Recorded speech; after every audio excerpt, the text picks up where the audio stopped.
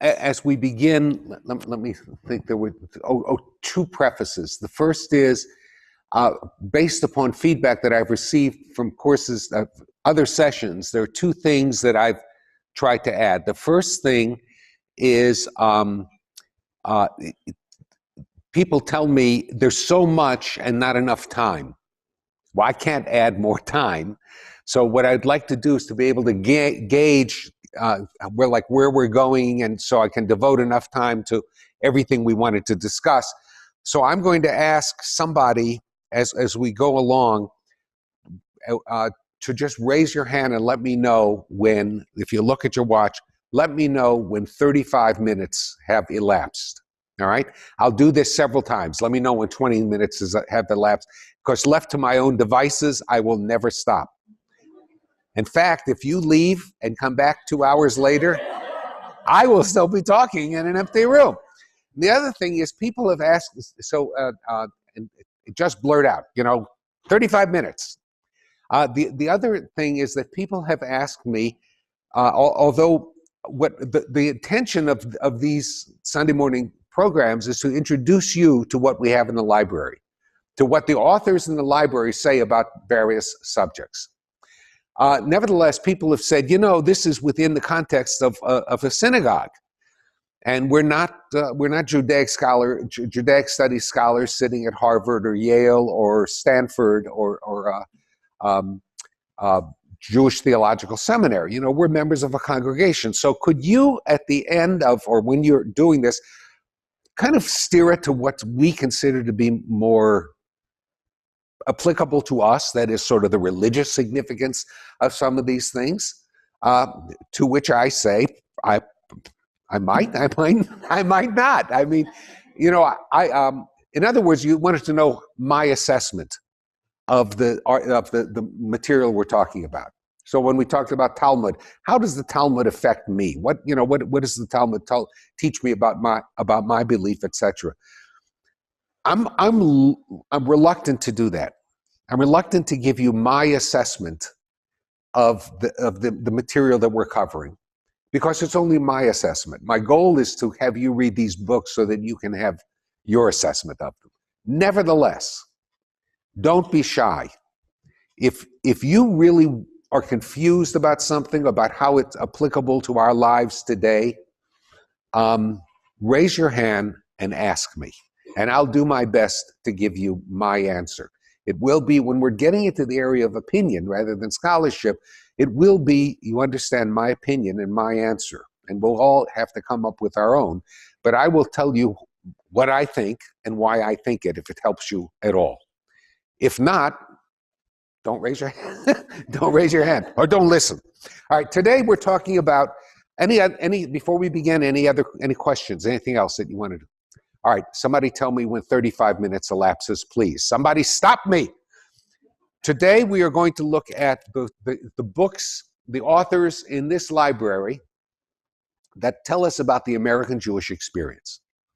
And you recall when we talked about history in general, we said that one of the most important things about history in the books in this library was not just what happened, but how scholars interpret what happened. So when we read a book of history, we are reading not just about what happened, we are reading about how a certain historian interprets what happened, and sometimes how that his interpretation or her interpretation affects how we're going to move forward in the future. This is all the more important when we talk about American Jewish history. Because American Jewish history and American Jewish historians never stop, it seems, at the study of the past. The last chapter of almost every American Jewish history book that I've ever read, the last chapter always is entitled something like Into the Future. Where do we go from here? Something like that. So for American Jewish historians, unlike historians of the Jews of, say, medieval Spain, that's a very important question. Where do we go from here? Why do you think that is? Because there is no more medieval Jewish Spain. There is an American Jewish community. And the historians of the American Jewish communities, like it or not, whether they want to or not, are always commenting on the future. So we're going to look at these books, and I'm going to try to present them to you as a sort of a summary, break them into three areas, all right? The first area we're going to look at is, what do they say about the study of American Jewish history? What does the study of American Jewish history tell us about who we are as American Jews? The second is, we're going to look at one unique aspect of American Jewish life that does not exist anywhere else to this extent as it does here in the United States. That is denominational life of American Jews. Nowhere else, even in England, nowhere else is there such rigid division, or has there been such rigid division among Jews in a given community in the denominational life. All right? If we were to go to today, South Africa or Mexico or Denmark, all right, or England, and if we were to find a Jewish community with about 300 to 400 Jews, what's our Jewish community here in the Rogue Valley? 300 to 400 Jews? 300 to 400 Jewish families? Maybe more? More? Let's say 500. 500? More? More? I mean, what am I getting? I think I'm getting out of demographics and into wishful thinking here. But let's say 500 Jewish families. In any other city in the world, and this is not just true of Ashland, America, this is true of cities throughout the United States. If you were to go into Denmark or Great Britain or something, 500 Jewish families, 20,000 people, do you think you would find a community with 3 synagogues? No. And yet, here in the United States, it's accepted. It's just accepted. This is the Orthodox, this is the conservative, I lived in Billings in Montana, and in Montana, Butte, Montana, which used to have close to 100,000 people back in the turn of the century. It was the copper center, right? So there were 2 synagogues in Butte, Montana. There was a Reformed synagogue, a Reformed temple, and an Orthodox synagogue, all right? And a shrinking number of Jewish community. Nevertheless, 2 synagogues, a Reformed temple and an Orthodox synagogue. And they kept saying, why do we have 2 synagogues? Why do we have, why this? Because, well, one day, the people of Butte, Montana woke up and God had spoken. God spoke. The copper mines honeycombed Butte, Montana, and the Orthodox synagogue fell into the earth. Boom, fell into the earth. God said, there will be 1 synagogue in Butte, Montana. Perhaps our board might consider, as whenever we face a financial problem, maybe the board should begin by reading that part of the Bible where the earth opens up and swallows. So I'm just kidding. So we're going to talk about denominational Jewish life. And then we're going to end this session, the same way most historians end their books. Where do we go from here? All right? How do we solve the problems that we're facing or do we have any problems? Do we really have any problems? As Ronnie said, we are the most prosperous, the most creative Jewish community on the face of the earth. The world has never seen such prosperity or creativity that has come out of this American Jewish community. It is unheard of. And yet, if you read this book, the title of this book, Alan Dershowitz, all right, is The Vanishing American Jew. Dershowitz tells us we're on the brink of extinction. And he's not the only one. He's not the only one. If you read some of the other books that are on that list, you will see every single one talks about the problem of the future of American Jewish life. All right, for whatever reason, they see a problem. So that's how we're going to end. All right, so here we begin with the history.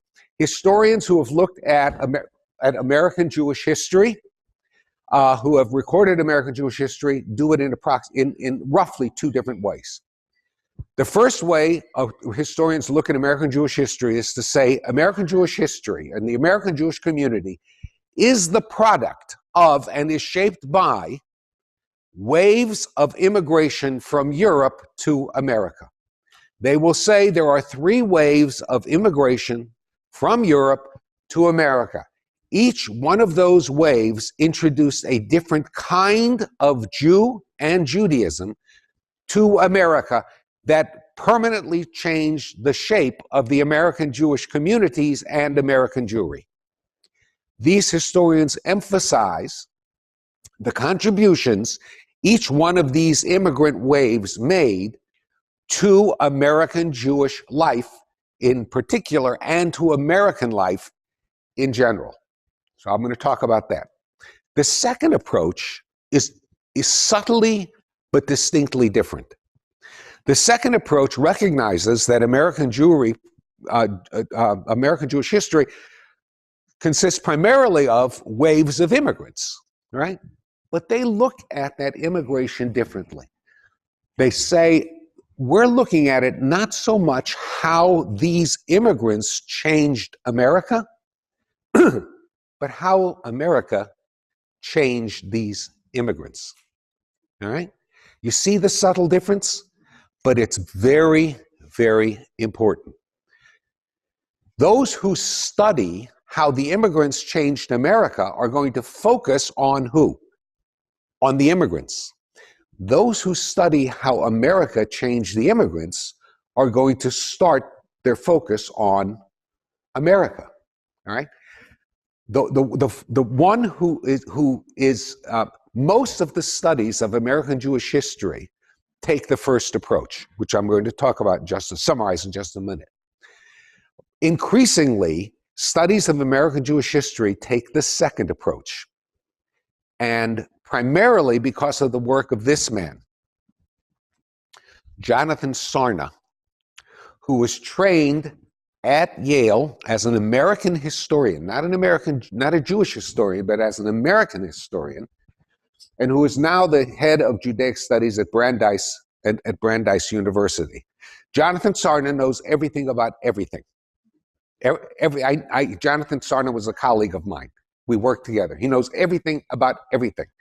And every Tuesday, Jonathan Sarna would come out with a new book.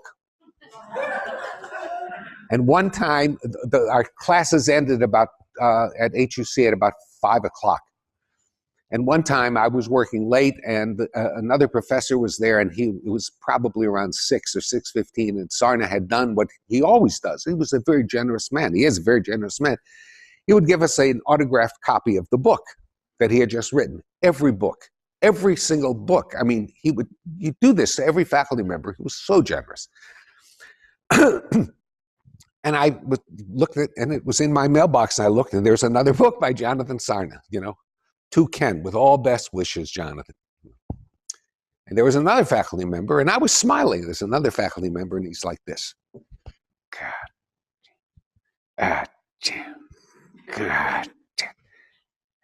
I said, Bob, what's the matter? He said, did you get this? I said, yes, I did. He said, Sarna wrote another one. I said, yes, I know he did, He said, looked at me, he says, someday that guy's going to make a mistake and I'm going to find it. At any rate, besides being really a genius and a top-rate historian, Sarna has changed the way we study American Jewish history. I will get to that.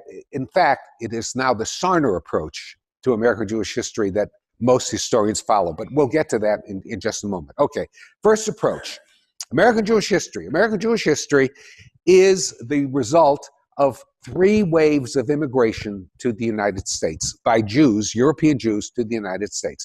The first wave was, and I'm going to go really fast, all right? The first wave began in 1654 and ended roughly in the 1820s.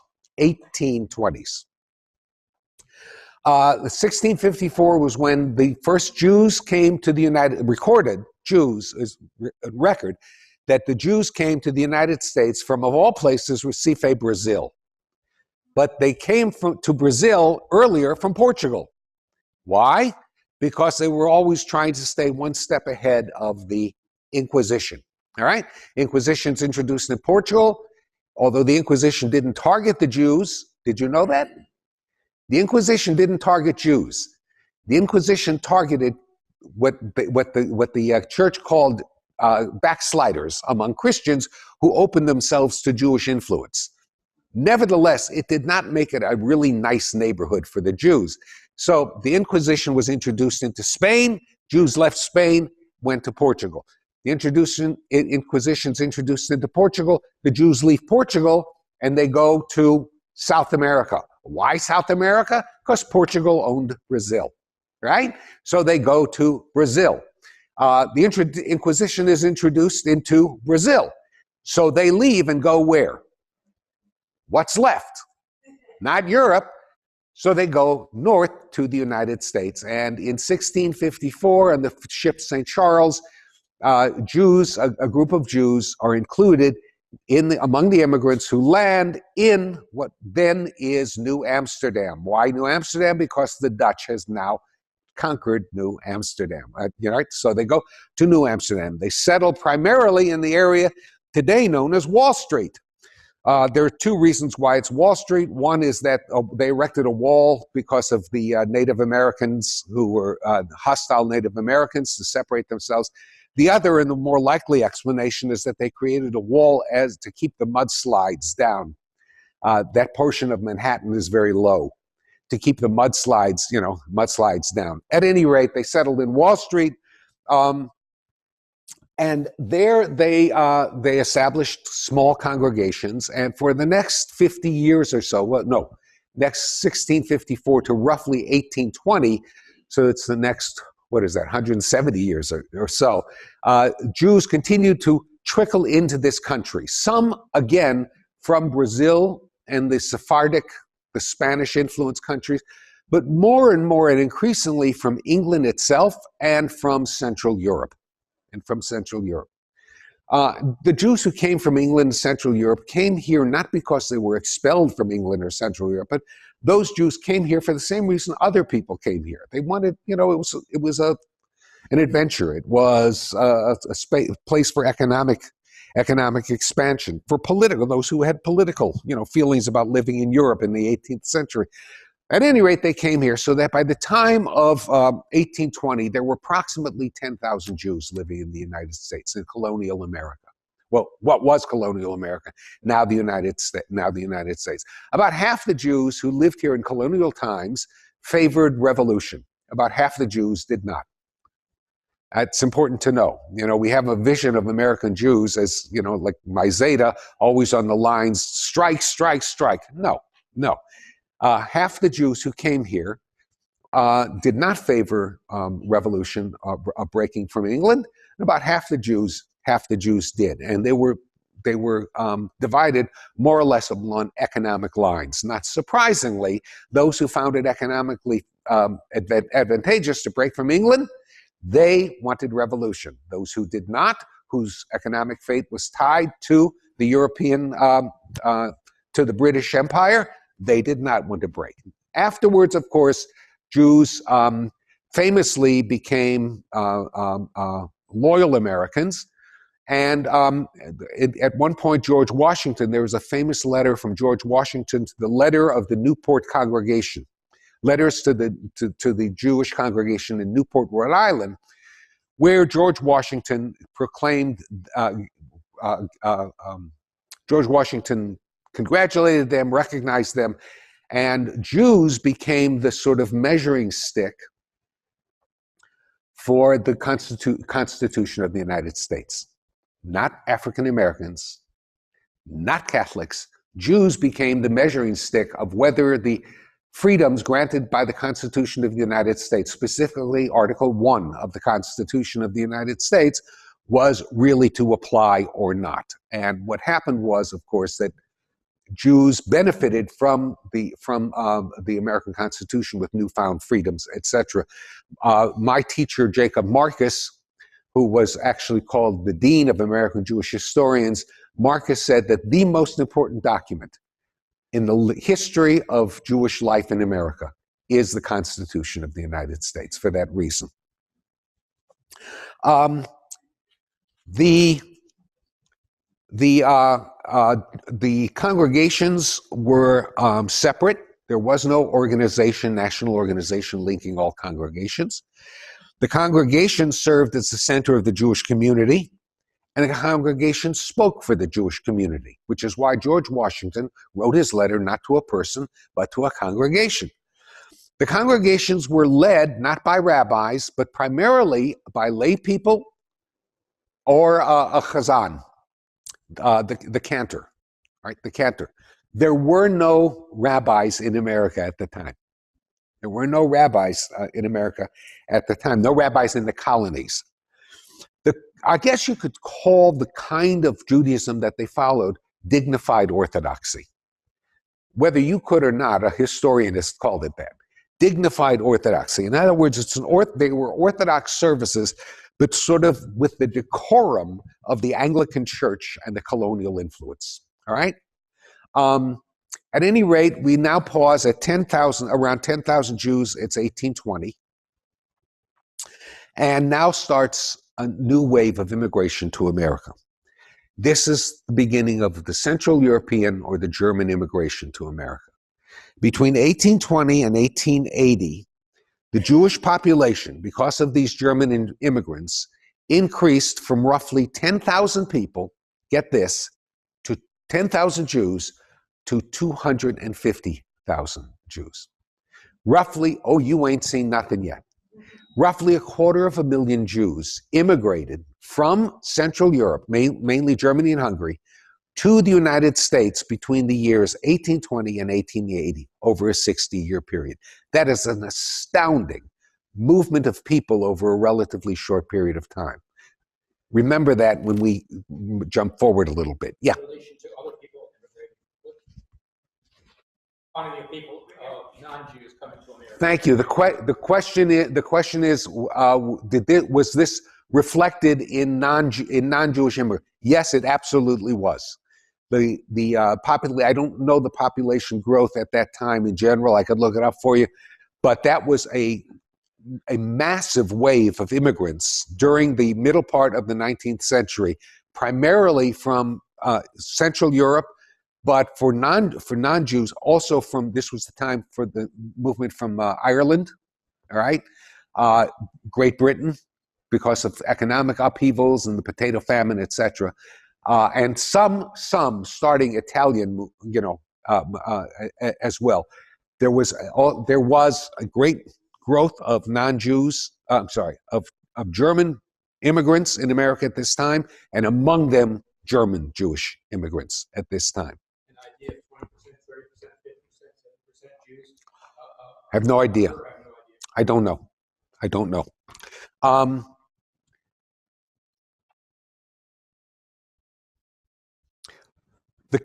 Where did these people go? These immigrants? Well, they went the same place that the earlier wave went. That is, to the Jewish communities in cities along the coast, both north and south. I want to emphasize that both north and south. At the beginning of the century, some of the largest Jewish communities were found in places like Charleston, South Carolina, for example. So Jews would settle in Boston, New York, Philadelphia, Baltimore, Charleston, Savannah, up and down the coast, up and down the coast. And these cities today all have, if you look, they all have these historic Jewish communities from the German Jewish areas. They were primarily merchants.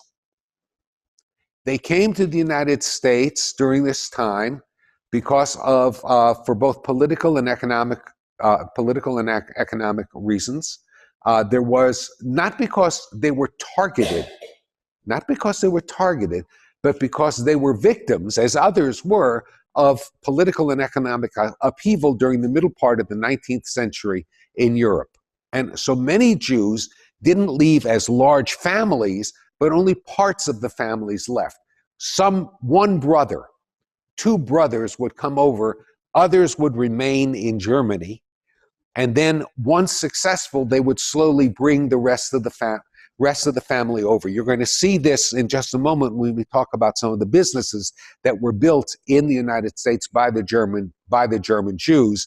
And many of those businesses have the words brothers and sons, all right, to show that this was a gradual, that the family was gradually coming into these businesses. They built new congregations throughout the United States. The congregations began as Orthodox congregations, traditional Jewish congregations, but more and more the congregations became more liberal and eventually became Reform congregations. Now, I'm going to talk about in a moment what Reform Judaism means, what it really is. But for now, just know that many of these German Jews brought a kind of Judaism called Reform Judaism with them, and the congregations they established how long have I been going? I've been going 25, you're kidding. I've got 12 minutes and 10 seconds. 15 minutes. 15 minutes. We're going to make it 15 minutes. Many of the congregations they established were more liberal congregations, far from Orthodox congregations. For right now, that's all you need to know. They were served by rabbis. With all these Jewish immigrants came rabbis. There goes the neighborhood. With all these Jewish immigrants came the rabbis. So that by the time of the end of the German Jewish immigration, roughly by 1880, most of these large congregations, I should say, almost all of the large congregations and many of the medium-sized congregations were now served by the rabbi, which means rabbis became the spokesman. Note, I said that deliberately, not spokespeople. The spokesman, there were no female rabbis, not till 1972. Rabbis became the spokesman for the Jewish communities and ultimately for Judaism in America. As the rabbis voted, so went the American Jewish community. That is a blessing, but if you read Dershowitz, you'll also find that it's a big, big problem. All right, and we'll talk about that in just a moment. During the Civil War, you found Jews on both sides. We're going to talk about that more later. And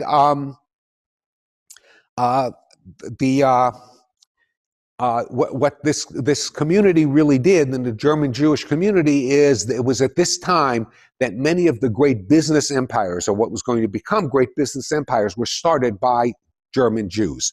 Here are some names that might sound familiar. Gimbel, Bloomingdale, Nathan Strauss, Samuel Rosenwald. You know who Samuel Rosenwald was? Sears Roebuck, right. Samuel Rosenwald. Filene. The basement came later. Neiman Marcus, Lazarus, Levi Strauss, jeans. Jacob Schiff, Goldman Brothers, Coons, Loeb's, Lehman Brothers, may they rest in peace. But all these things began with the German Jews, roughly beginning in 1880, as a result of the pogroms that had begun in Russia. Eastern European immigration started to first trickle into the United States, and then with a force that was unseen ever before. It was the largest movement of Jewish immigrants, the largest movement of Jews from one place to another in history. Between 1880 and roughly 1924, 64 years, 44 years. I'm not good. 44 years, 1880 to 1924, 2.25 million Jews came primarily from Eastern Europe to the United States. It's unbelievable. I mean, just imagine 2.25 million Jews. That's roughly half the population of Jews in the United States today. All right, came to the United States.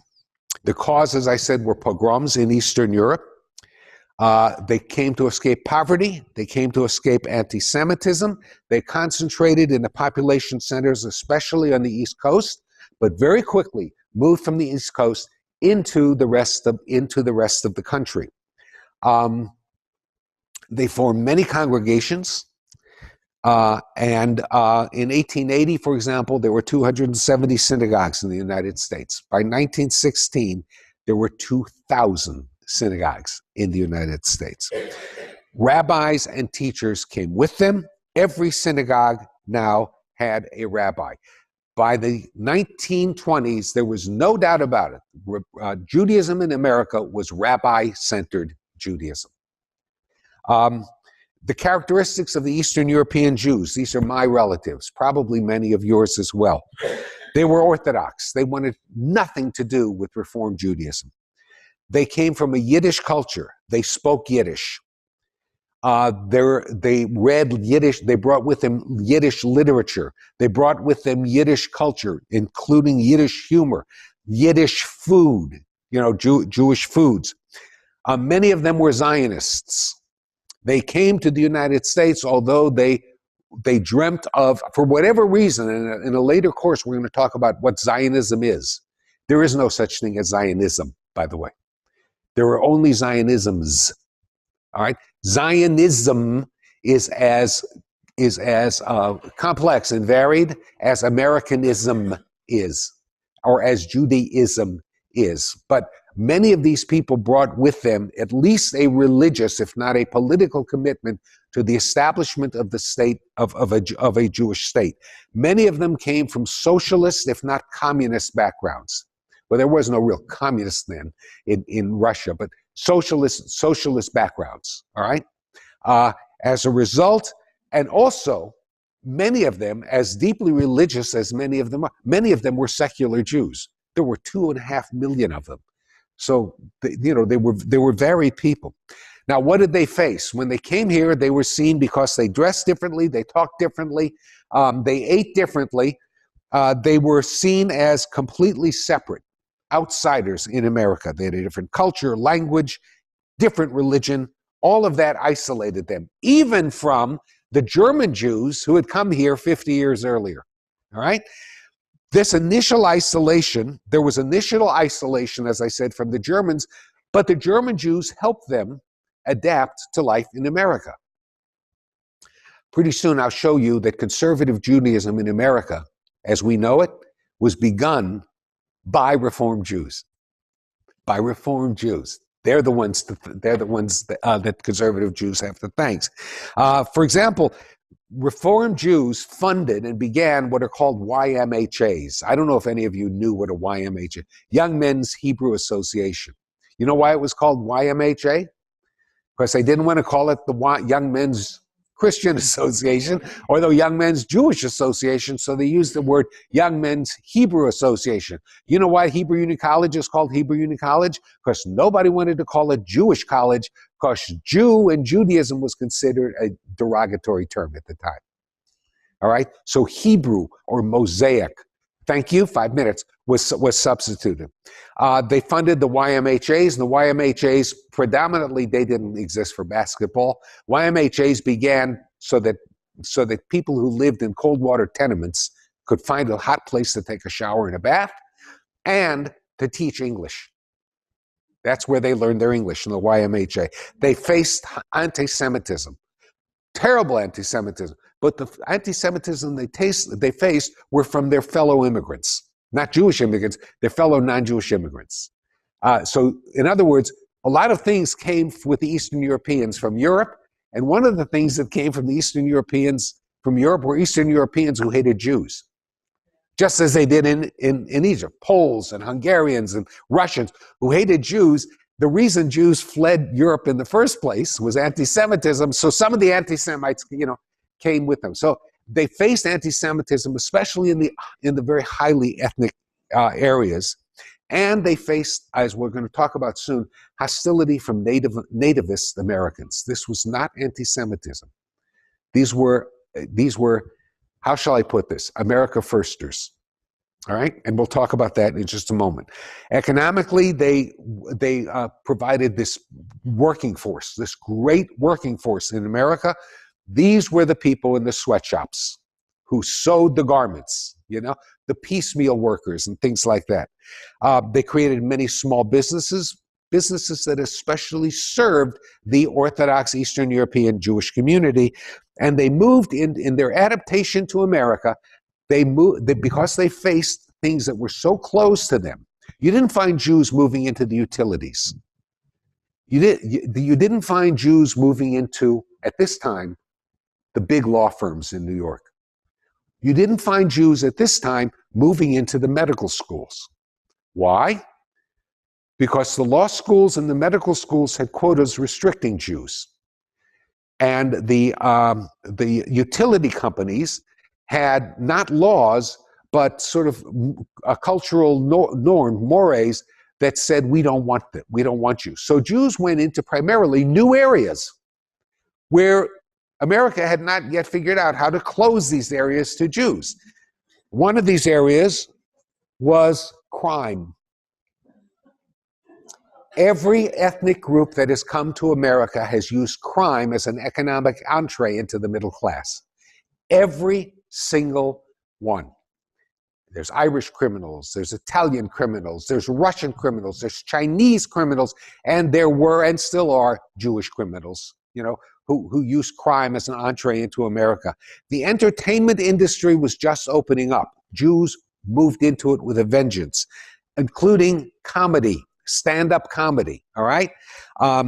In the arts, literature, theater, cinema. I urge you to read this book, From Hester Street to Hollywood, that talks about how Jews moved into Hollywood and the American theater. Another good one I think I put on the list was An Empire of Our Own, Neil Gabler, which talks about the moguls, the rise of the great Hollywood moguls, how they built an empire.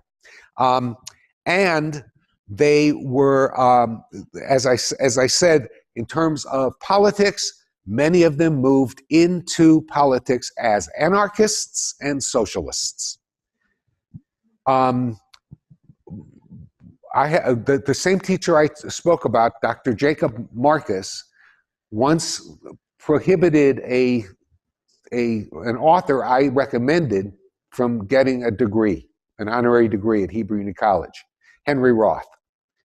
And Dr. Marcus, I went to see Dr. Marcus and said, Dr. Marcus, why can't we give a degree to Henry Roth? He's a great author. And Marcus says, he is a great author, my boy. He called everybody my boy. He is a great author, my boy. He said, but the Hebrew Union College does not give honorary degrees to goddamn communists. And I said, Dr. Marcus, all American Jews at one time were goddamn communists.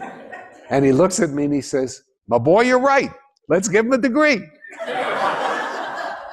To one way or another, Eastern European Jews got involved in politics, and it was usually from the far left. Okay? So, time. That takes care of the first approach to American Jewish life. All right? Somebody tell me, please, when 10 minutes have elapsed. That takes care of the first approach to American Jewish life, to American Jewish history. 3 waves of immigration came to the shores of the United States. By the way, the 3rd wave of immigration stopped in 1924. Why 1924? What happened in 1924? The Congress of the United States, in its infinitesimal, did I say that? Infinite wisdom. The Congress of the United States, in its infinite wisdom, passed an immigration law. And the immigration law said immigration quotas are now based on the amount of immigrants who were in this country in 1880. There were no Eastern European Jews in this country at that time. What did that mean about Eastern European Jews? No more. So the door slammed shut on, I think it was 1880, the door slammed shut on Jewish immigration. By the way, the same was true about Chinese immigration. The door slammed shut on Jewish immigration at that time. And it didn't open again until the 1960s. So for all those times in the 20s, in the 30s, in the early 40s, Jews trying by the thousands, tens, hundreds of thousands, trying to escape the rise of Nazism in Europe, were denied entry into this country. No sanctuary. Absolutely no sanctuary. So 1924 was a very important, infamous date for Jews in American Jewish history. Now we go to the second approach to looking at American Jewish history. The second approach is, remember, how America affected Jews. Not what the immigrants brought to America so much as how America changed the immigrants. Here are some of the things that these historians look at. These historians emphasize the notion of geography. Not just the space of America, but the geographic differences of American communities. So, for example, whereas the first historians would say, look, Russian Jews are Russian Jews. What difference does it make if they settle in Savannah or if they settle in New York? German Jews are German Jews. Doesn't really matter if they settled in Philadelphia or if they settled in Atlanta. You see? Because there's essentially the same Jews. The second approach says, no, they're not. They're not essentially the same. They're no more similar, after a little while, they're no more similar than a typical New Yorker might be, than a Lutheran New Yorker might be to a Lutheran who lives in Savannah, Georgia. They have less in common because of geographic diversity than they have in common because of their similar religious, and points of origin. Now, how did this and why did this become so important? How else do you account for so many Southern Jews at the time of the Civil War supporting the Confederacy, and even a few advocating slavery as because of support of the Confederacy, opposing freeing the slaves? We don't like to talk about it, but it happens. And it happens not because of something in Judaism, but because these people lived in Savannah and Mobile and Atlanta and Charleston and Texas and Tennessee. In other words, the influence of American geography on Jewish immigrants and their families was so profound that it actually formed much of their character.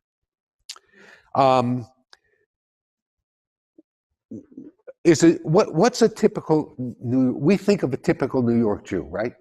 Anybody from New York? Come on, admit it. Okay. We all know what a typical New York Jew is, right? Right? Give me half a pound of corned beef. Lena, I said lean. What's the matter? I'm going. I don't care if you already cut it. I told lean. I want lean. That's not Jewish. That's New York. That's New York. There were these wonderful plays. I forgot. Driving Miss Daisy, right? Driving Miss Daisy. Where Miss Daisy, she's a lovely lady. What makes you think that Miss Daisy, that what you're seeing there is Jewish? What you're seeing there is Atlanta, Georgia. Bless her heart. All right? So geographic differences among Jews in America, say these historians, have played greater role in shaping their Jewish life than their country of origin. after a while, the children of German Jews and the children of Russian Jews, the children of Polish Jews, and the children of Portuguese Jews who live in Atlanta, Georgia, after 2 generations, they're all going to talk like this. They're not going to have their European Jewish, Jewish accents, or their Jewish characteristics, or their beliefs, etc.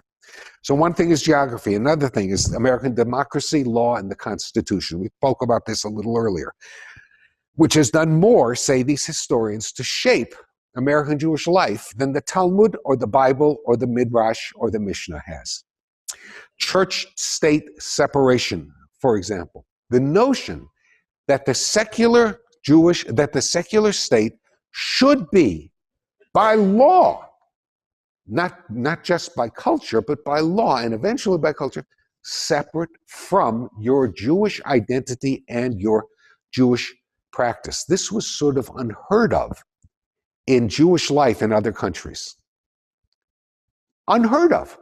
But here in America, imagine people coming from Russia, from Germany, where there were like state religions, more than state religions. If you didn't practice the religion of the Tsar, you were up a creek.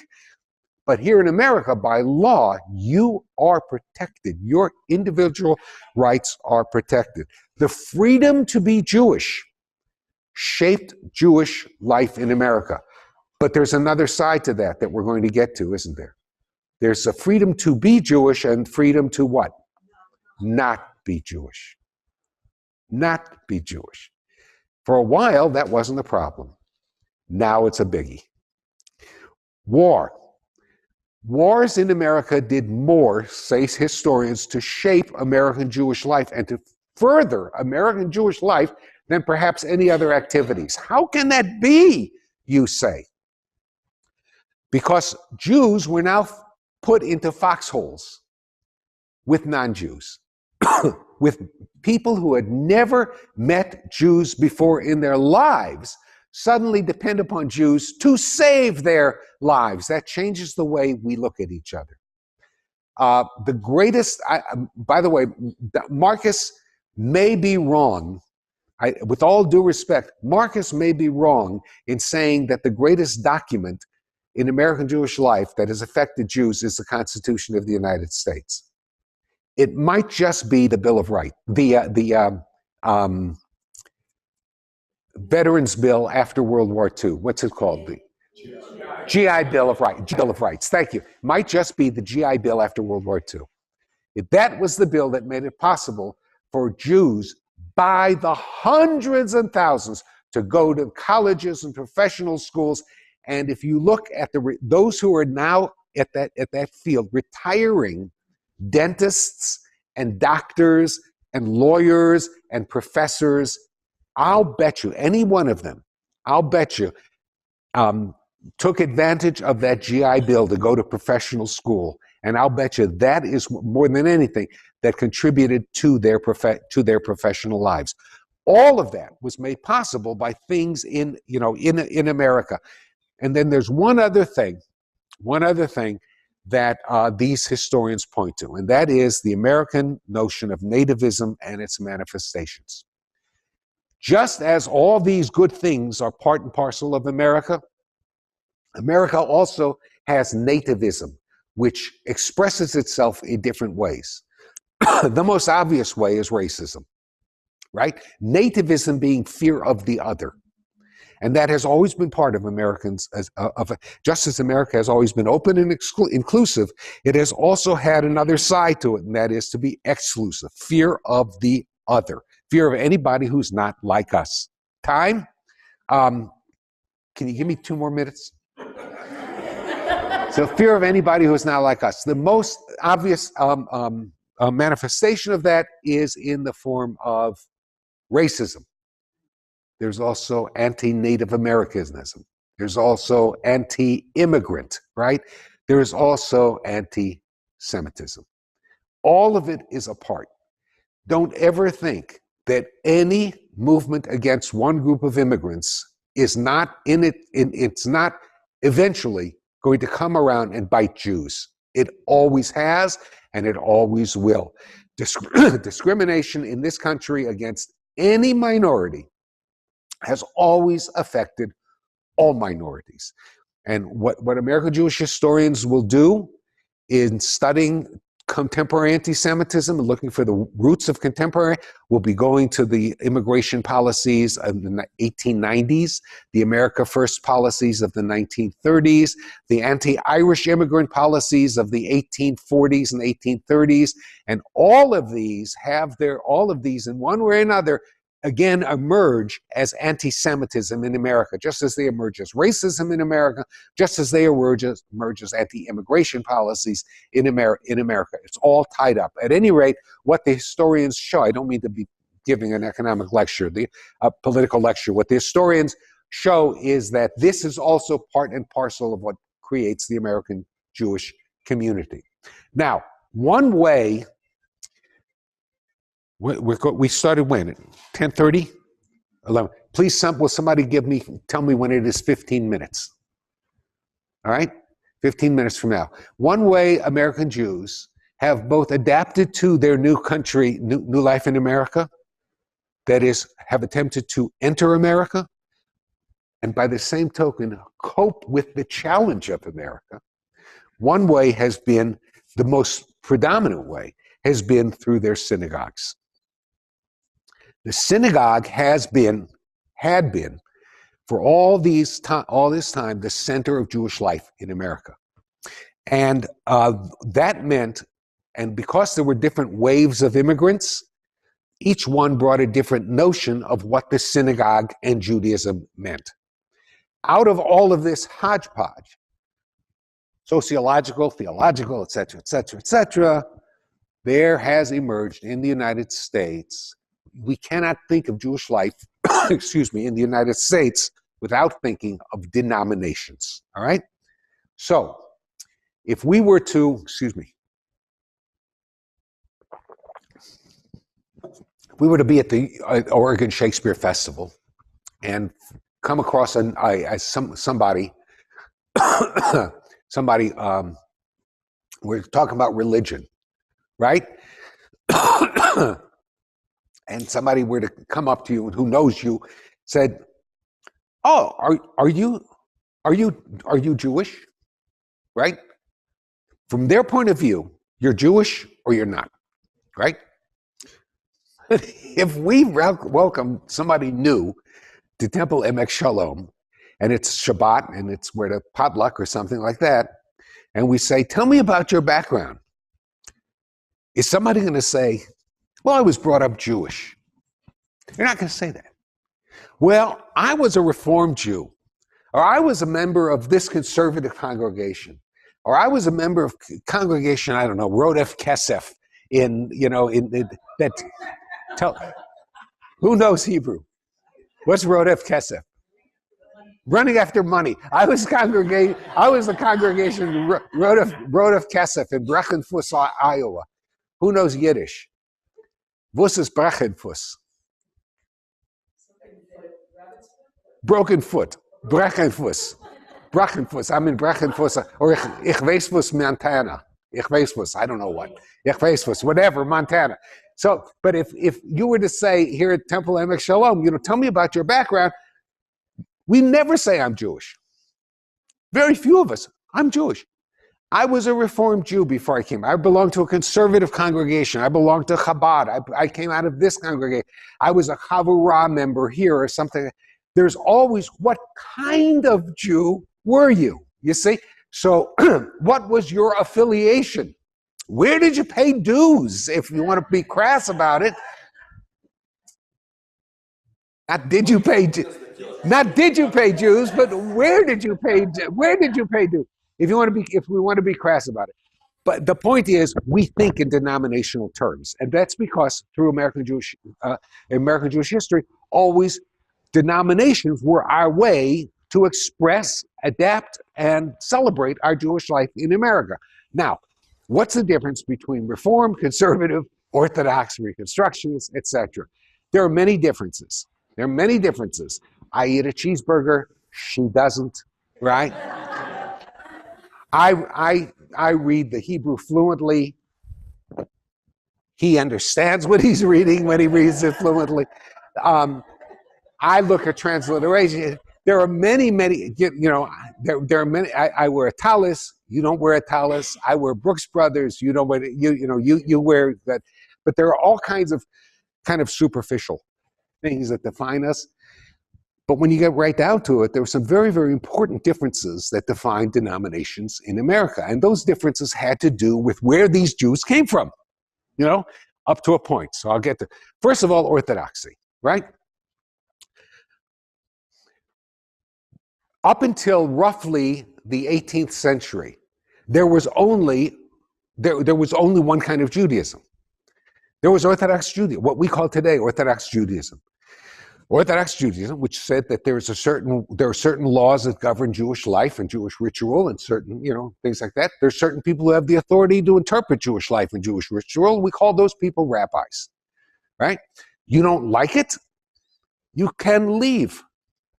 Or you can come and be a bad Jew, whatever it is, but just like everybody else does. But there's only one way. There's only one way. Beginning sometime in the 18th century, actually earlier, but beginning and gaining force into the 19th century, there was a kind of Judaism that responded to the political freedoms that Napoleon brought to Europe, that said, we Jews now have the freedom to be what we want to be. We can look like them. We can talk like them. They'll let us into their businesses. They'll let us into their schools. The only thing keeping us back is ourselves. If we continue to look different and talk different and think different and believe different and dress different, they're not going to welcome us. So why don't we change our Judaism so that we reform ourselves? Now, please note, not reform to right what is wrong, but to reform. All right, reshape what it is. Reformed Jews are sometimes called Reformed Jews. It's like it's a reform school. Reformed Judaism is not Reformed Judaism. It is a reformation of Jewish life. It is a reformation that says, basically, revelation never stopped. God keeps revealing to all of us, each of us, what we consider to be the truth. The truth is not based upon the authority of someone who interprets the truth, but upon our own reason. All right?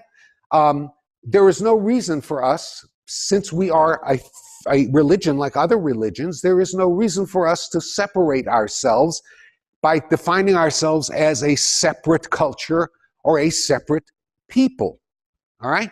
So Reformed Jews sought to become outwardly like everybody else, like their Anglican and Presbyterian and Lutheran brothers and sisters, but still maintain what they consider to be their unique ethnic, unique moral and theological aspects of Judaism, as taken from the Torah. Not so much the Talmud, but taken from the Torah. Reformed Judaism, because it was so important to Germany, it began in Germany, it was brought with the German Jews. And so most of the synagogues that the German Jews established in the 19th century were Reform synagogues. And most of the giant synagogues that from Los Angeles and New York and Philadelphia and Seattle and San Francisco began as, and still are, those great Reform Jewish, quote, temples, right? Synagogue is a Greek word that talks about it again. Temple is, the Reformed Jews used the word temple for a reason, because they wanted to be, separate themselves from the Orthodox notion of synagogues, all right? Now, all that was fine. Everybody was very happy. And then came the Russians. Then came my Zeta and my Baba and everybody else who just screwed everything up. And these people, and here comes my Zeta, right? Here comes my Zeta from, forgive me for personalizing this, but it was personal. Here comes my Zeta, right?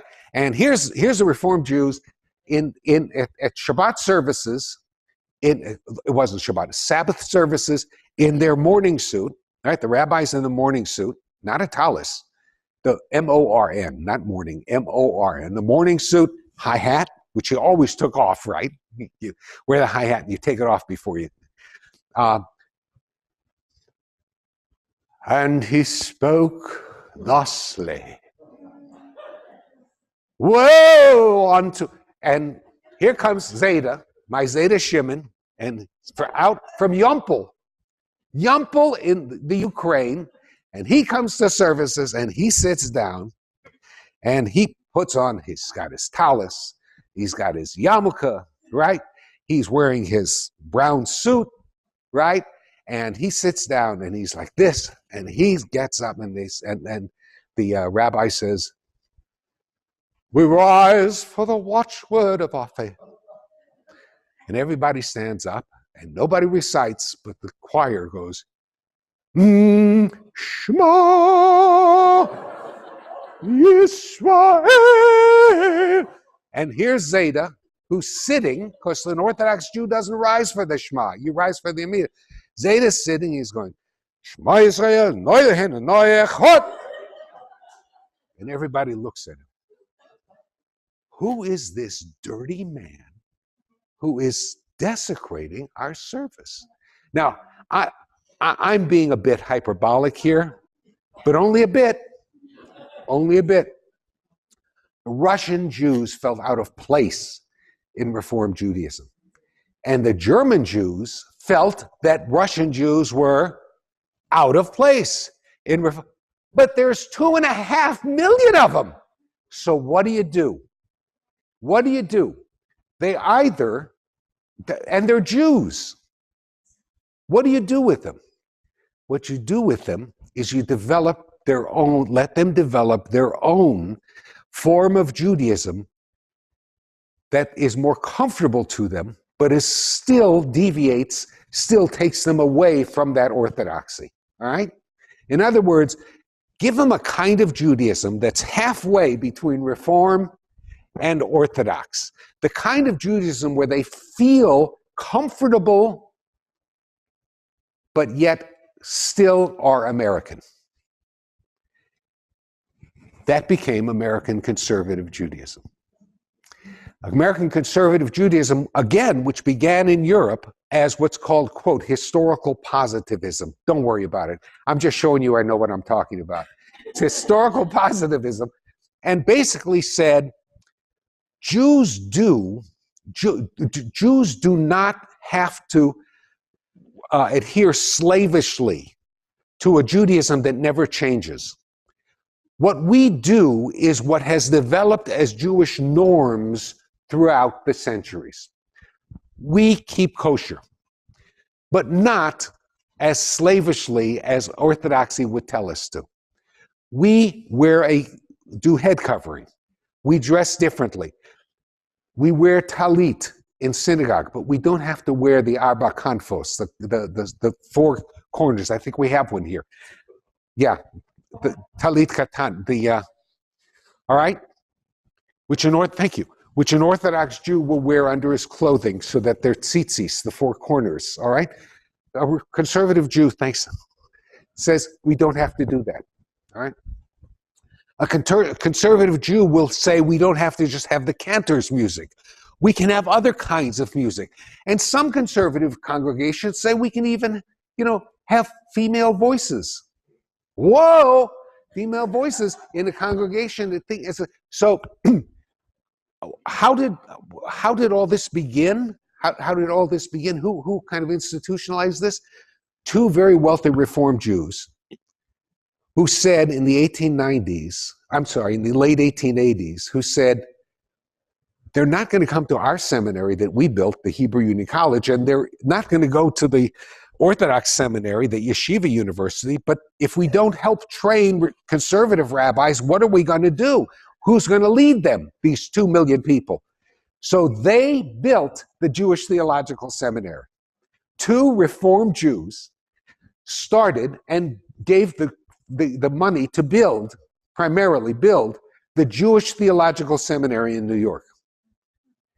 Jewish Theological Seminary can trace itself to the commitment of two Reformed German Jews to their Eastern European brothers and sisters who came to America.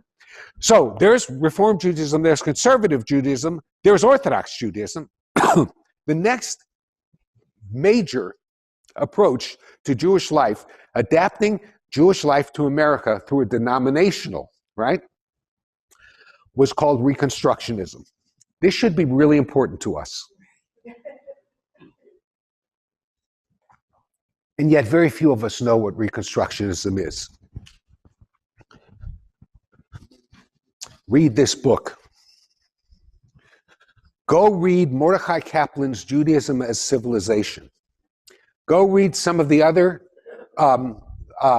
things that we have on the list and find out what Reconstructionism is. Go to the Encyclopedia Judaica. Look up Reconstructionism. Look up Mordecai Kaplan. Not easy reading. I'm asking you to learn something about a movement in the time you have. Kaplan was a genius. Kaplan, more than Reform, more than conservative, adapted Jewish life to America. Why? Because Reform Judaism and Conservative Judaism emphasized the, quote, religious aspects of being a Jew. Jews pray this way, right? Jews follow these religious laws to whatever extent. Here's what Kaplan said. Judaism, he said, is more than a religion. Judaism is a civilization. Civilization incorporates religion, but it's more. A civilization talks about what we write, the songs we sing, the foods we eat. The civilization talks about our secular as well as what we call our religious life. And so Kaplan says, I don't want synagogues. I want community centers. I want this place where we can pray, but that also has a library, that also has a social hall, where we have plays, where we have study and everything else. In other words, the congregation should be as almost like what we now call as a Jewish community center, but on a smaller and actually smaller scale physically, but a wider scale in terms of it also incorporates religion. Now, why was that important? It was important because so much of American life was secular. That was influencing the Jew was secular. So much of it. Again, I'll use my Zeta as an example. My Zeta owned St. Louis Fisheries in St. Louis. It was it became one of the two major wholesale fish stores in St. Louis. The other one was Maledio. Maledio, who Zeta always called that son of a bitch. Maledio was Italian, right? Maledio's open on Saturday. Zeta's not. A lot of people expect their orders shipped on Saturday because they open on Sunday, they want fresh fish. Nobody's going to sell Zeta's fish if it's not fresh. Zeta, to compete with Maledio, had to do what? You had to open on Saturday. He had to open, couldn't open on Sunday. Why? What? Blue laws. There were blue laws. The laws prohibited businesses from opening on Sunday, and even if you skirted the blue laws, as so many people did, the companies that shipped the fish, the truckers, that was their Sabbath. They were closed. Jews who observed the Sabbath were at a distinct disadvantage. And economic disadvantage. And so Zeta had to open on Saturday, right? He had to open on Saturday. Now, that's how secular laws, secular life affects Jews. However he felt about it, he might have felt so guilty, and he might have gone to shul every Yom Kippur, and beat his chest and said, I opened my store on Saturday. He didn't. He didn't. He adapted, and he realized that what he had to do, for his own survival and his own family. Secular life affects Jews. When you think of Judaism today, just look at this library. Look at this library. Go through this library. You will see only a few of these books are, quote, religious. Others talk about other aspects of Jewish life, secular aspects of Jewish life. All those are literature. All that is in that room is going to be music. In that room is going to be cookbooks. I mean, this library is full of secular Jewish life. Mordecai Kaplan recognized that and said, Judaism in America, the best kind of Judaism in America is the kind of Judaism that opens itself to secular life, celebrates secular life, and defines that too as part of our Jewish identity. So Reconstructionism began in that way. Now, today, I'll get you right. Today, many of our denominations have kind of merged. If you were to walk into a Reformed temple or a conservative synagogue today, you would not, and Temple Emek Shalom, and you had no idea where they were affiliated. All right? My guess is if you took 10 people and put them and said, we're going in here, we're going in here, we're going in here. And at the end, which one's Reform, which one's conservative, and which one's Reconstructionist, my guess is that half of them wouldn't be able to know. Unless you saw the prayer books, half of them would have no idea because they're so very similar. Denominational life today has become so intertwined, with some exception, the ultra-Orthodox, so intertwined that many scholars say we now live in a, quote, post-denominational age, where denominational identity doesn't matter that much. These same scholars say we live in a, quote, post-ethnic age, because nobody asks anymore, are your parents German? Or are your parents Russian? Nobody cares anymore. Nobody really cares in Cincinnati, Ohio. Cared in Cincinnati, Ohio, what country club they belonged to. They did in 1930, they did in 1940, they did in 1950. And so there were two country clubs, Jewish country clubs. There was the German country club and there was the Russian country club. I'm serious. It's in Los Angeles, it's in San Francisco, it's in St. Louis, it's in Cincinnati. Any place there's going to be two country clubs. Just like there's going to be, of course, God forbid you should eat Christmas dinner, right, with the Russian Jews. Russian Jews don't want to eat with the German Jews, and the German Jews don't want to eat the Russian. And I want to speak German, and I want to speak Yiddish, and so you go your own separate ways. A bunch of Narishkeit. Today, they sold off the German Jewish club. The Russian Jewish club. They sold it off. Not because there are no more descendants of Russian Jews, because nobody gives a damn. So the German Jews and the Russian Jews now go to the same place and have Christmas dinner together. There's a question. Yeah. Could you distinguish for me, because I mix up the two, when you're speaking specifically about Reconstructionism, you say community was Kaplan's emphasis. The way you described it to me sounds like culture. The difference between culture and community, it's very, culture. But let me just. Yeah, go ahead. A little twist. I mean, the Jews that came from Eastern Europe carried with them a lot of culture. Yes. How is all that? Because the everybody who came from everywhere carries culture. German Jews carried a lot of culture too. Russian Jews carried a lot of culture too. Italian Jews carry a lot of culture as well. The difference is that Kaplan looked at culture as part of the Jewish civilization, as an important part of Jewish identity. All right? So whereas American Reform Jews and American conservative Jews judge Jewish identity primarily on your belief in the theological teachings and your adherence to the religious practices of the community and saw all the secular stuff as incidental to that.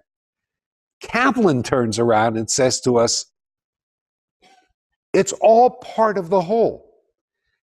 Your religious practice defines your identity. Your belief defines your identity. But so does your cooking. And so do your songs, so do your dances, so do the books you write. All of that defines your identity as well. So what Kaplan is saying to the American Jew is open yourself to the Jewish secular world as well as to the Jewish religious world, and that broadens the opportunity to be Jewish. For American Jews, more and more who were succumbing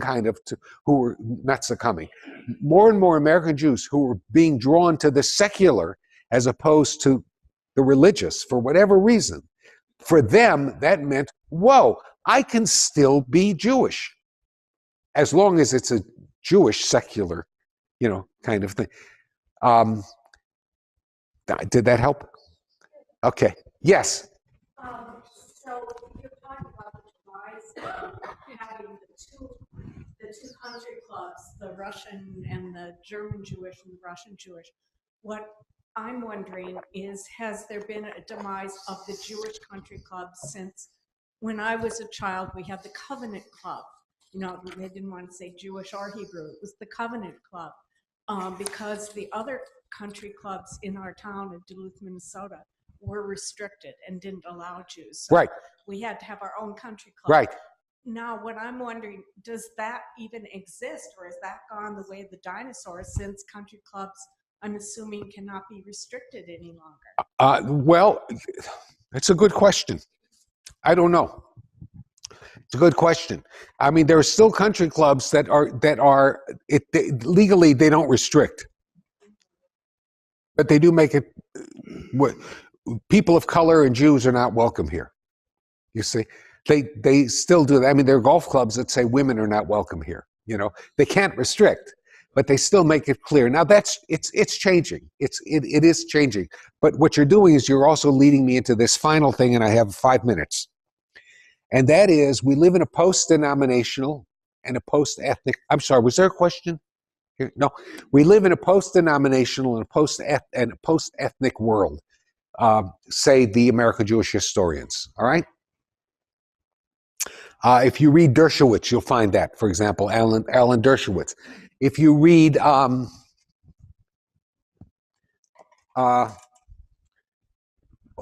never mind. Just take my word for it. Till you do the reading yourself. We live in a post-denominational and post-ethnic world. We live in a world that is increasingly secular. The Pew charitable trusts just did a study of all religions, including Judaism, to find, and what they found were some amazing things. So here, let me just go through kind of the status of American Jewish life today. Remember, we are now, most of us in this room, I'll just talk about myself. I am the grandson of an immigrant from Yompol, from Russia, to the United States.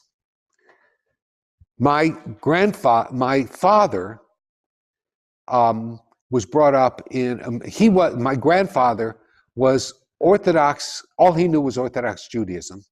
He was completely uncomfortable. He spoke Yiddish, Hebrew fluently, went to an Orthodox, knew Talmud backwards and forwards. My father went to an Orthodox school, cheder, not a yeshiva, went to an Orthodox school. He was trained in Talmud. He became a PhD in history. He was trained in Talmud. He spoke fluent Yiddish, Hebrew, not as a language, but as a literature. He could read it. My home, my mother and father spoke some Yiddish. I began in an Orthodox background. I moved into conservative, into a Reform background. I started out going to cheder 5 days a week, 2.5 hours every day. I ended up in a Reform congregation where I studied Hebrew once a week for half an hour. All right? Our children went to Reform congregations where they studied Hebrew on Sundays. None of them is particularly observant. They all identify as Jews. None is particular. They certainly don't know any Yiddish beyond Oi Gewalt. They all read Hebrew haltingly, haltingly. And our grandchildren do not go to Hebrew school. They know some Hebrew from when they go to Sunday school. They speak absolutely no Yiddish, and if you were to put Hebrew in front of them, what they know they could read, but if without reinforcement, they're going to forget it. This is that in a nutshell is the story of American Jewish life. We are now 3 or 4 generations removed from the last immigrants to America. And here's the situation now. The waves of Jewish immigration ceased in the 1920s. We do not anticipate any waves of Jewish immigration to this country in the future. Whatever we make of whatever we make of Jewish life in America means that we make it ourselves. Nobody's going to come in and impose it on us. For the most part, American Jewry consists of the children, the grandchildren, the great-grandchildren, even the great-great-grandchildren of immigrants, but removed from that immigrant experience. The number of Jews in America has leveled off. There has been no significant growth over the past decade. If it weren't for conversions to Judaism, the numbers would be even smaller. The exception, of course, is the ultra-Orthodox community. 50% of all Jews today or more, the numbers are probably closer to 60 to 65%, marry non-Jews. Not people who have converted to Judaism, but non-Jews. The Reform and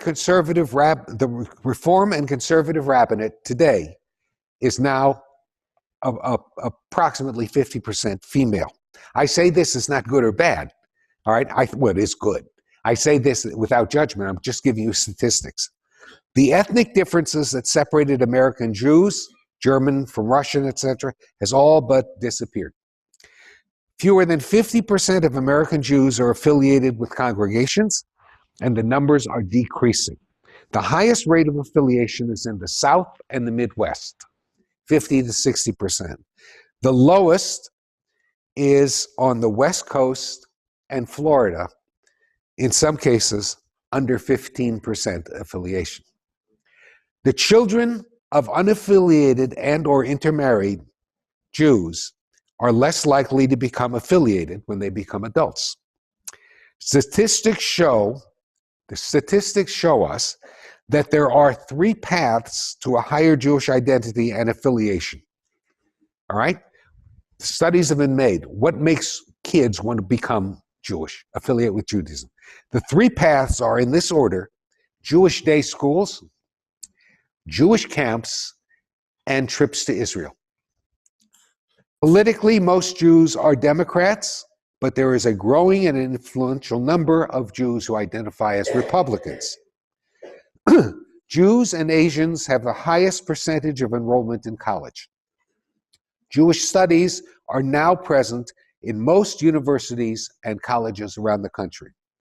Jews have significantly higher incomes than other ethnic or religious groups.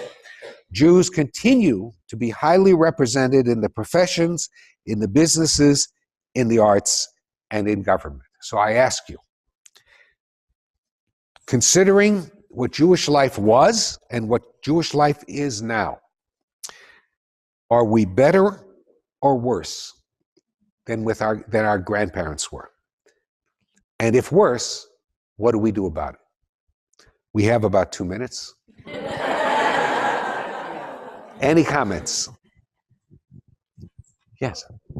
Just that I'm not sure asking about better or worse is a fair way to assess it, because I think what your entire lecture has brought out is how we are all products of all of the social and historical forces that happen to overlap with our lifetimes. And,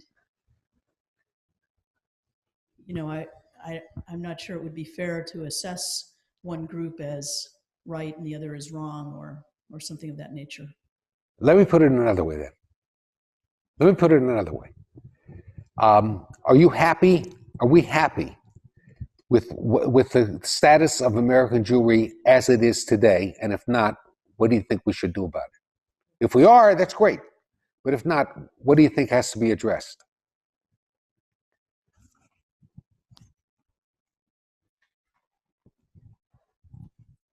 Well, I had the feeling personally that Musar is one of the answers, where we're looking back and seeing what Judaism has to teach us on an ethical level. And we're getting people that aren't even Jewish that are coming to the Musar classes. So I think that's perhaps one of the answers. Okay, Musar. There are those who have said, not just Musar, by the way. Well, no. So again, there are those who have commented that what will revitalize American Jewish life is a renewed commitment to ethical actions. All right, who called not just for the study of Musar, of things like Musar, but also for political action, for Jewish leadership in social causes, etc. Undoubtedly, that will lead some to a reinvigoration of reinvigorate Jewish life. There are others who say that's all good, well and good, but it's not enough. What then differentiates us from Catholic charities or Lutheran? So there are those who say, well, study. The way to reinvigorate Jewish life is through study. And fine, okay, so there are those who say, yeah, well, everything we study, that's really well and good. Then that makes us students, not necessarily Jews. Why does study necessarily lead to new Jewish commitment? And by the way, suppose our study leads us away from religion. Suppose my study leads me into atheism or doubt. Is that going to build a Jewish community? So when you say Musar is the answer, it might be, or not. It not. Yes, Marty. That being said, I heard a statistic that Chabad is actually the fastest growing Jewish religious organization in the United States. Is that true? Chabad has made significant inroads. Yes. There is some question, however, that the very things that make Chabad so attractive also cannot sustain it. All right? Chabad, for all practical purposes, is not a congregation. Chabad is sort of a movement within Judaism, which is wonderful. I mean, it's Chabad has made unbelievable contributions. But in order to sustain itself, in order to sustain something beyond the presence of one rabbi, you see, there has to be some sort of a infrastructure, kind of a corporate infrastructure that is going to sustain it. Now, if Chabad provides that infrastructure, the downside is if Chabad then builds that infrastructure, what it's doing is it's creating itself into an Orthodox congregation like other congregations, which then destroys the notion of Chabad as sort of a wall-less Jewish outlet to all. So Chabad has an answer, but whether that answer can sustain itself is, questionable. Just like the Chavurah movement, by the way. The Chavurah movement, for a while, had the answer. Let's all gather in somebody's house. All right? Well, and then what are you going to do with your children? Who's going to train the children? And are they going to gather in the house too? So it's kind of a temporary answer, which is great. But what the denominations said was, and they were right in this, you can't have ad hoc answers. Whatever it has to be, you have to look generations ahead, and that means some sort of an institutional infrastructure. But we'll see. Yes, Rabbi. We need to make day schools more available. We need to be, I mean, I look at this congregation and see, you know, our attendance and our membership is really on the elder side. We need to be funding our children and bringing them in. One reason they're not coming is because our day schools are too expensive. We don't even have a day school here. We have Sunday school. But because my kids are in Portland and they checked it out and it was too expensive. And that was an entrance point, and they missed that. And they actually ended up taking their kids to some Christian school that had it completely subsidized. I said, why would you go here? Look at these things that are on the wall Right. and everything. Why would you go here? Mom, it's only $200 a month. I said, they are drawing you in. They vote with their pocketbooks. And if we're so affluent as a population, why aren't we doing something about that? Well, that's a good question. I mean, day schools might be an answer. I don't know if they're an answer in Ashland, America, but maybe in Portland, New York, St. Louis, Chicago, and Miami. But I don't know about here. And if day schools, which they do cost a lot of money. It's a lot of money. If day schools are going to do that, then how much money do you put in? And that's going to exclude small Jewish congregations that can't afford day schools. So then what are they, namely we, going to do? What is there a substitution that we can do? Let's go on with a few more comments. Yes. Go ahead. I think that nationally, we need to develop a culture of much more to give people a sense of belonging. There's just so many Jews out there that they don't feel welcome. They don't feel brought into the flock. Why is that? We're good people. There are a few exceptions. All right. We're good people. Why would somebody not come here and feel, I don't mean here, why would somebody not come among us and feel that they belong? She's Gentile, she's married to a Jewish man. And they had a couple of kids and they decided, okay, at the time, they wanted to find their place in religion-wise. And they came to the synagogue and they just felt like they did not belong. And they went to the Action Christian Fellowship and they were embraced. Well, that's very interesting. I mean, I can't account for that. I don't know that. I mean, Mary and I came here 4 years ago. We like you guys. We felt just the opposite. But I don't know what it is. Maybe one of the things to do is, and I know there's a movement called Synagogue 2000. It's now called Synagogue 3000. It was begun by a Reformed professor at Hebrew Union College, Leah Hoffman, and Dr. Ron Wolfson. And there were some books about that and talking about inclusion and reaching out and making people feel included. I think one of the things they warn about and sometimes miss is that when a congregation becomes more committed to something,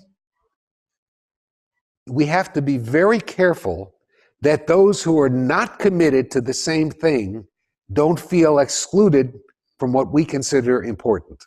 All right?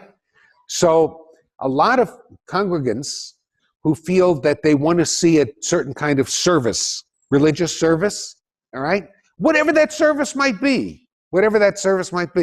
And if somebody who doesn't feel comfortable in that service comes to the congregation, is going to feel excluded.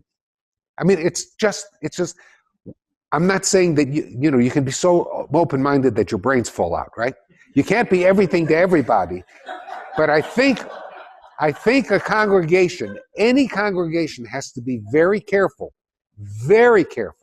that just because most of us or many of us have sort of found, quote, the way that makes us happy, there are people out there, and always will be people out there, who are looking for another way. This, I think, was the genius of Kaplan, by the way. Mordecai Kaplan. He told us, don't get cocky. Just because a lot of people like what you do and give you a lot of money to continue doing it, remember, always be open to those who are looking for other ways as well. And the congregation that's not flexible enough to accommodate all isn't really going to last into the future. That's why Mordecai Kaplan was so smart. You got to read Mordecai Kaplan. We're going to take about, I'm sorry, I'm making you late. We're going to take 3 more comments, okay? Yes, sir. We mentioned here that there is a shortage of funds, and we also mentioned here inclusivity, and maybe instead of having 2 temples in this small little 2 communities, yeah, we are a community here, and the Chabra is a community there, but we should be all one community. So how about if you combine the 2 temples, and then you have extra money to do day school? Now there you go. The couple will exactly be different. And that's it. That's it. That's it. All right, I see you. Sit down. It's like you're vibrating. Go ahead. Go ahead. I'll get to you.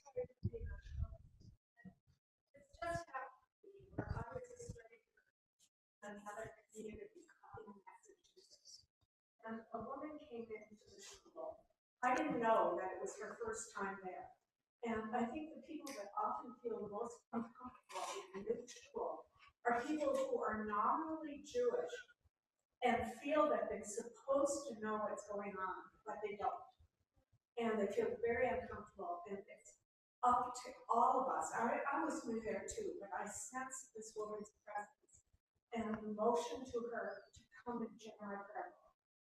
And I got to know her through time. And her story, my personal story is rigorous, but my parents both immigrants from other countries.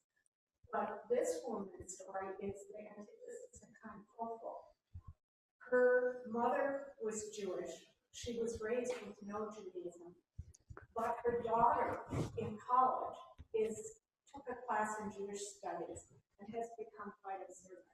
So now the mother is called to want to understand what her daughter's doing. And I think there's something that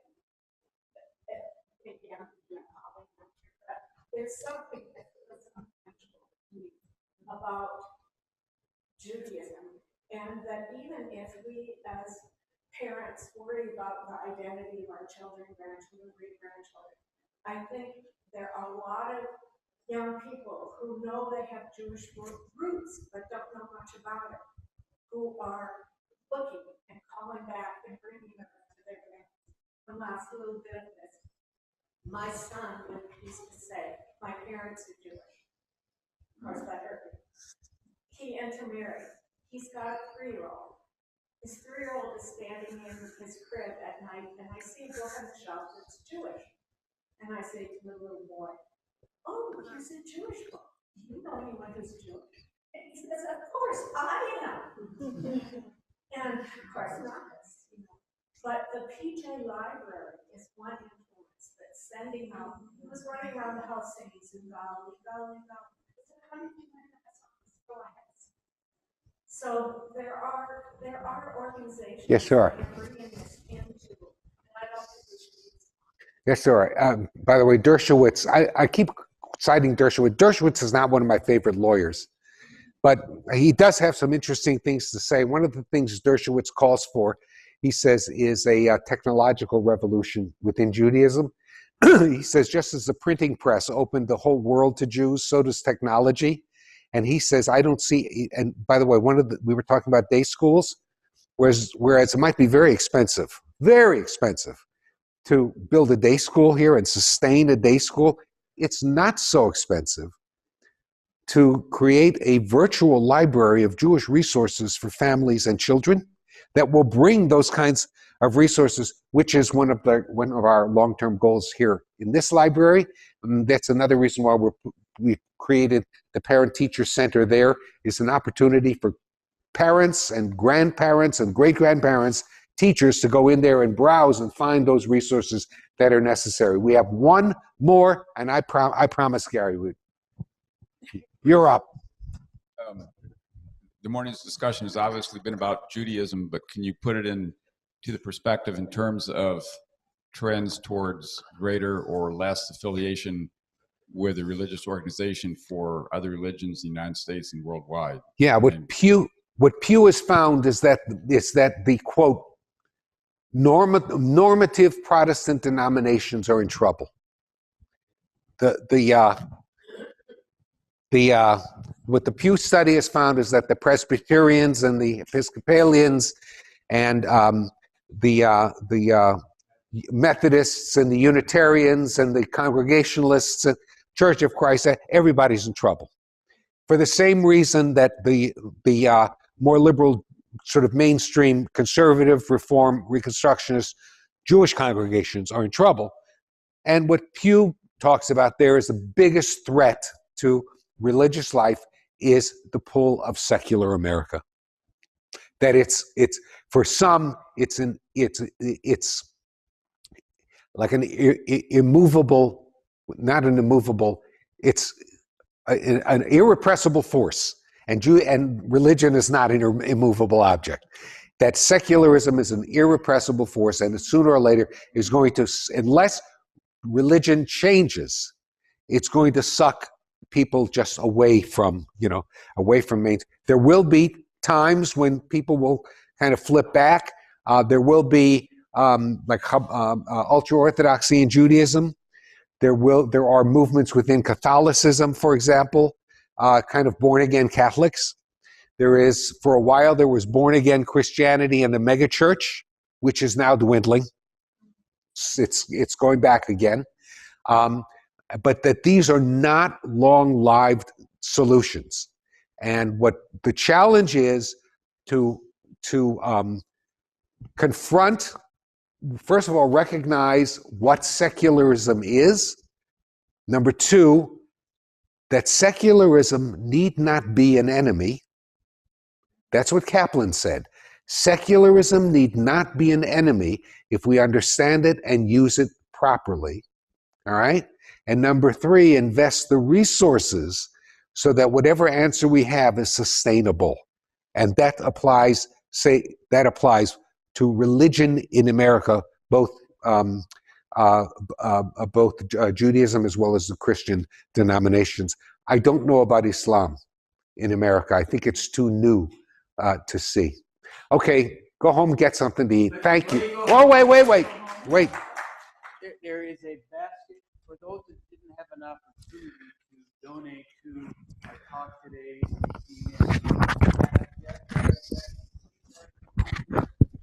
And I want to also please our volunteers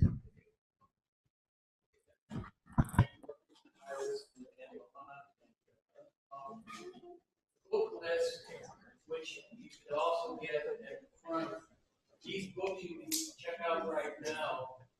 Look at them, check them out, take them home, and I think that's it. So I thank you. I thank Rabbi Ken for.